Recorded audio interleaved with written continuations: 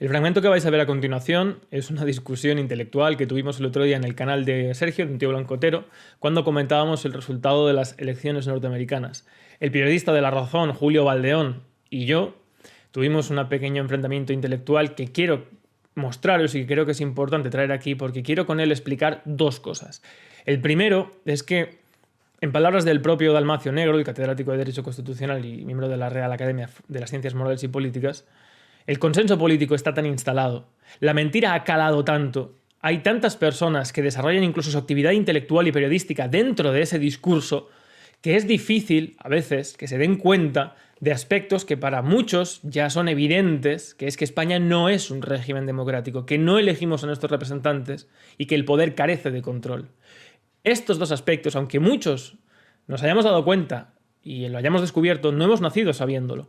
Y tenemos que ser pacientes y, sobre todo, aunque nuestra determinación tenga que ser firme y nuestro mensaje tenga que ser constante y rotundo, no podemos despreciar personalmente a estas personas, a pesar de que esas personas, sí, ante la incomprensión de lo que oyen, nos desprecien, nos tracen con altivez o soberbia o condescendencia, como creo que fue el caso. Simplemente dos cosas que quiero que se extraigan del vídeo que vais a ver a continuación. El primero es cómo personas leídas, cultas en España han asimilado esa mentira del régimen del 78, ese consenso político, y el segundo es cómo ante esa mentira, ante esa imposibilidad a veces para hacer entender algo que para muchos es evidente, no podemos caer en el mismo juego en el que caen esas personas. Tenemos que ser pacientes, tenemos que ser perseverantes, consecuentes, y tenemos que pensar que esas personas tienen que estar incluidas en ese cambio político que pretendemos impulsar en España.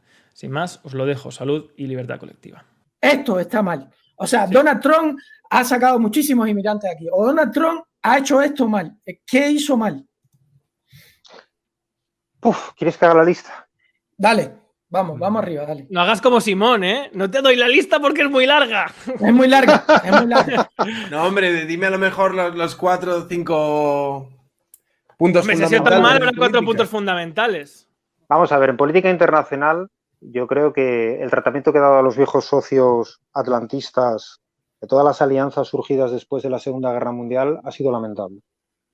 Por Dios. El tratamiento que ha dado, bueno, Dios yo creo mío. Que ha sido lamentable el tratamiento que ha dado a países como Alemania. Me voy para Ignacio. A ver, chicos. Me voy para allí. Y vamos, y eso por no decir el tratamiento que ha dado a tipos tan execrables como Putin, que es algo que digo yo y dijo en su día John McCain, que seguramente es sospechoso de ser un socialcomunista. Por cierto, McCain, dicho como nota de pie de página, al que calificó de cobarde porque se dejó, como bien sabéis, atrapar en Vietnam.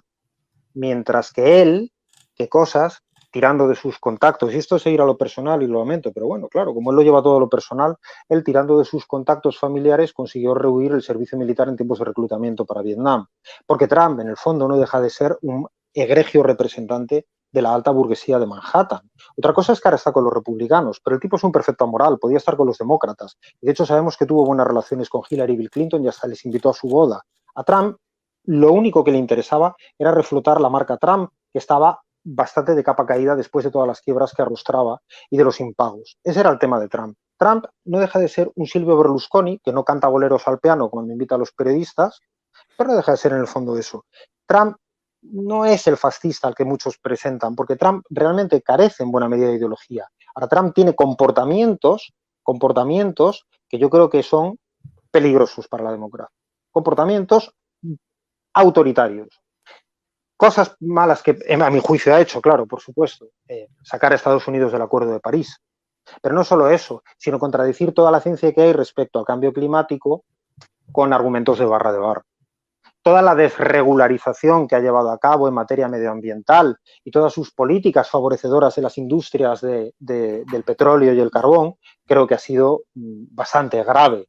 Todos los ataques contra el Obamacare en un país que es muy deficiente el Obamacare, por supuesto, pero en un país que tiene a decenas de millones de personas sin seguro médico y que lo tienen recurrido ante los tribunales, pero no hay un plan alternativo. Porque Trump insiste siempre que él tiene un beautiful, wonderful plan cuando caiga el Obamacare. Pero es mentira, no lo hay. Han tenido 4 años para presentarlo y nunca lo presentaron, ¿vale?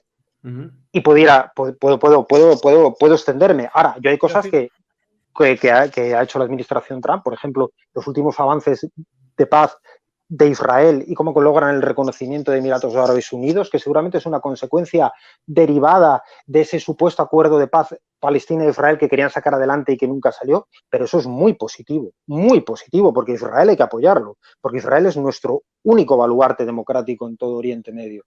Y por supuesto que es un gran éxito, pero una cosa no empaña la otra.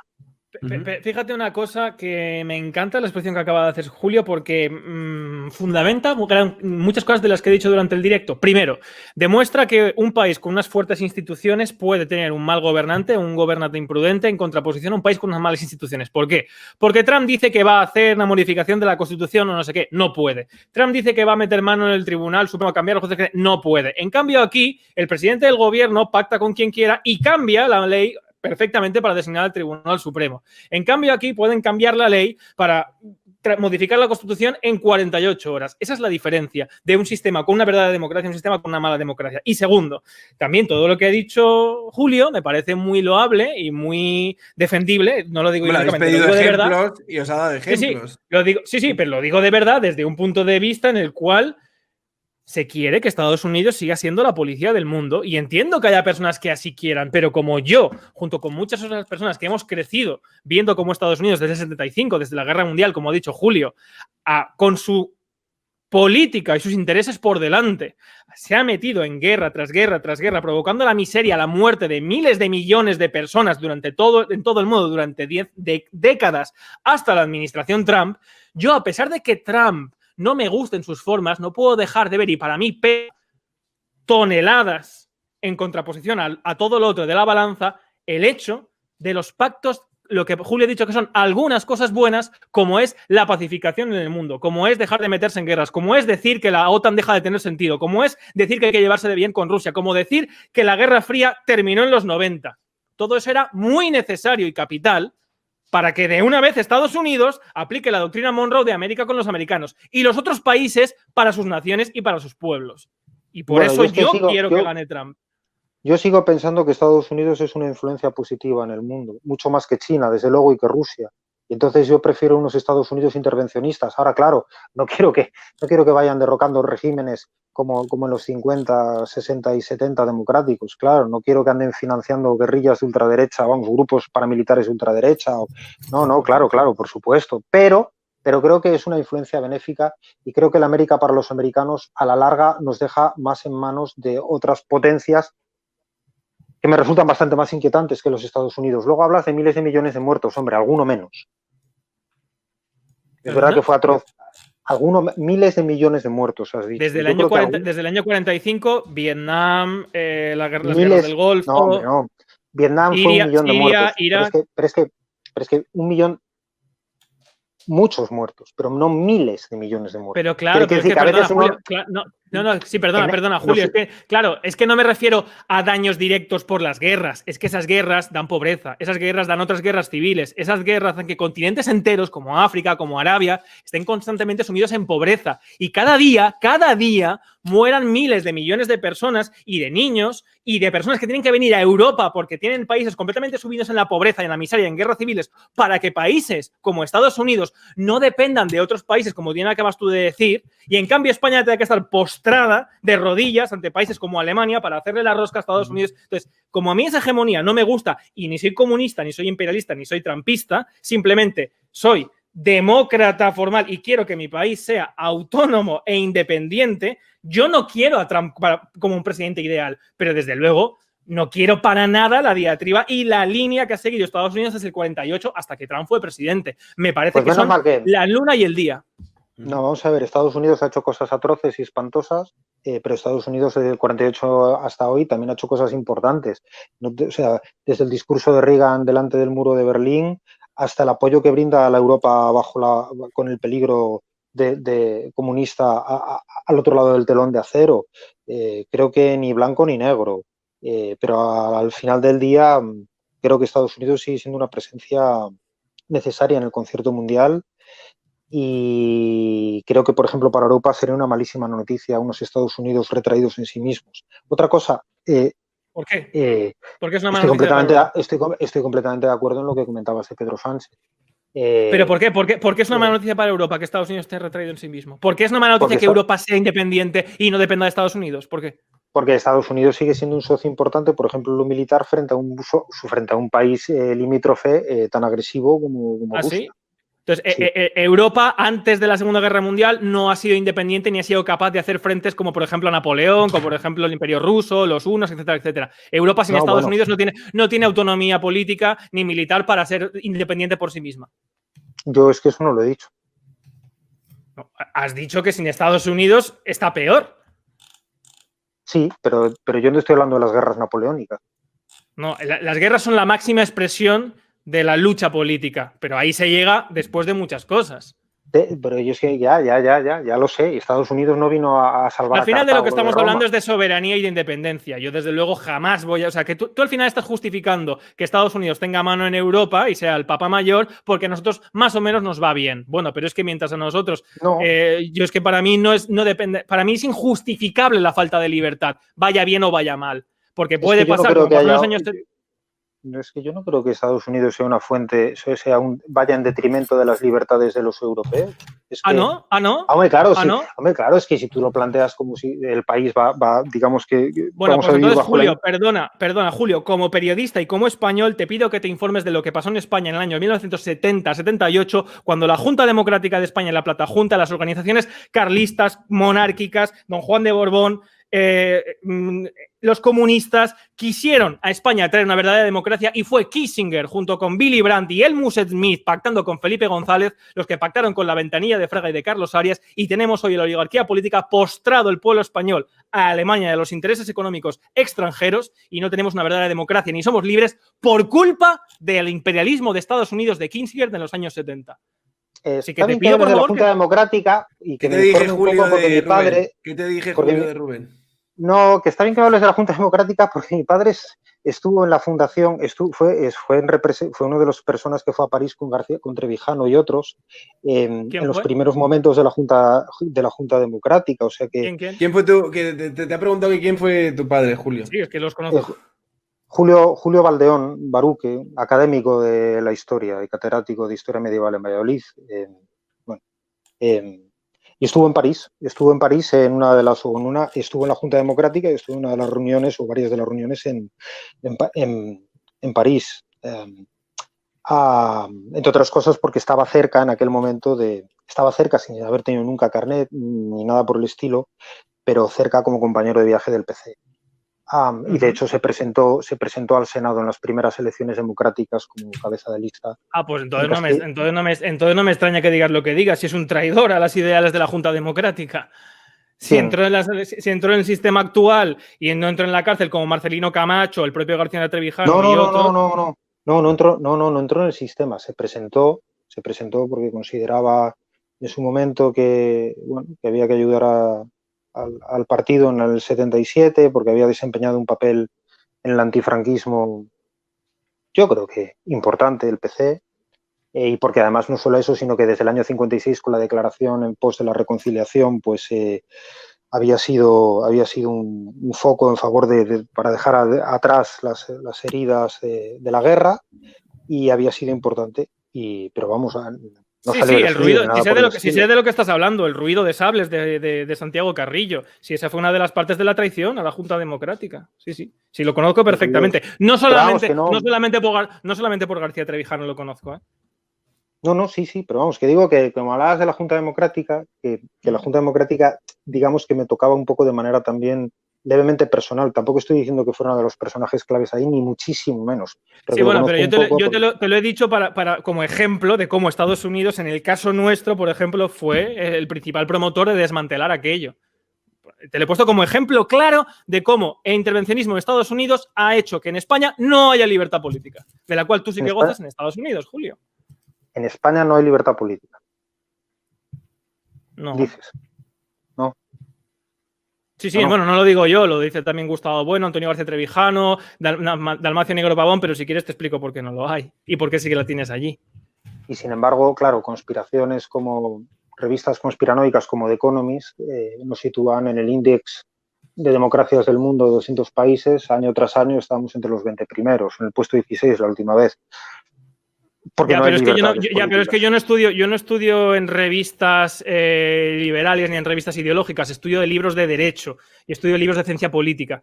Y entiendo la definición de democracia, no solamente desde Pericles, la directa, sino la representativa, la que tienes en Estados Unidos a través del federalista de Hamilton, Jay y Madison, y después el sistema norteamericano cuando pasa el confederal al federal, etcétera, etcétera, como sistema representativo a la cual se añade la separación de poderes de Montesquieu. Y esos dos requisitos son los que constituyen la democracia formal, de la cual tú gozas en Estados Unidos y nosotros no. Esa es la democracia formal. Y la democracia social o socialdemocracia, que es de la que habla The Economist, pues es normal que una revista conservadora como The Economist establezca que los pilares fundamentales de la socialdemocracia son los derechos individuales, que son el fundamento del liberalismo y de la libertad económica. Por supuesto, ¿qué va a decir The Economist? No me extraña absolutamente nada.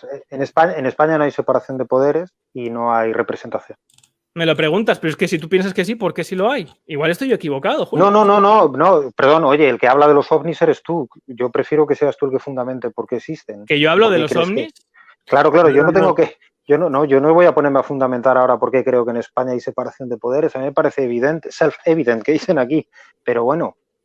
¿Que es evidente el qué? ¿Que hay o que no hay? No entiendo. ¿Qué hay? Pues es que eso... ¿Y por qué hay separación de poderes? Julio, es que quiero saber. No sé, no, explícame. No, es que no eres tú el que está haciendo estas afirmaciones que a mí me parecen de todo punto, vamos a decir, hiperbólicas. Pero bueno, no lo sé. Bueno, hiperbólicas, no sé. Yo, si quieres, lo que te recomiendo cuando tengas un rato y un hueco es simplemente que cojas la Constitución española y le eches un vistacillo y entonces verás que en el artículo 68.3 se establece claramente que el sistema de designación del Congreso de los Diputados y de las Cámaras será el sistema proporcional, inventado por un telegrafista inglés en el siglo XIX y descrito perfectamente por Walter Bagehot y que impide la representación del pueblo. Y cuando en unas mismas elecciones, y por si no lo sabes, esto no está en ningún libro de teoría conspiranoica, esto lo dice nada más y nada menos que Montesquieu, Barón Secondant de Montesquieu, en El espíritu de las leyes, que no es ningún conspiranoico, es uno de los padres fundadores del constitucionalismo moderno en todo el mundo. Cuando en unas mismas elecciones se elige a un cuerpo que ejecuta leyes y hace leyes, habéis acabado con la libertad política, lo que yo he dicho que hay en España. Palabras del presidente Sánchez hace 3 meses. El gobierno está en pie, ejecuta y legisla. Y además, a través de la reforma del 85, nombra a los jueces. Entonces, esto no son teorías conspiranoicas, es una descripción de hechos y que la pone en la propia Constitución, Julio. Si tú no lo sabes, como periodista es normal que no lo sepas, pero yo estoy aquí para decírtelo tranquilamente. Sí, no, y está bien. Y además, cada vez que coges la palabra me recomiendas que estudie, lo cual es... No, que estudies no, que leas, que leas la Constitución, por lo menos. No, hombre, ya sé, que lea. Supongo que no te refieres a audiolibros, claro, que me pongo a los cascos. Que lea. No, pero bueno, que me hace gracia, porque antes me recomiendas que me informe de qué fue la Junta Democrática y lo que sucede y la gran tradición estadounidense y tal, ahora me hablas de Montesquieu y me hables que me informe en los derechos, en los libros de derecho, anteriormente te remontabas a la Revolución Francesa para explicarme qué es el populismo y está bien, me parece interesante. Ok.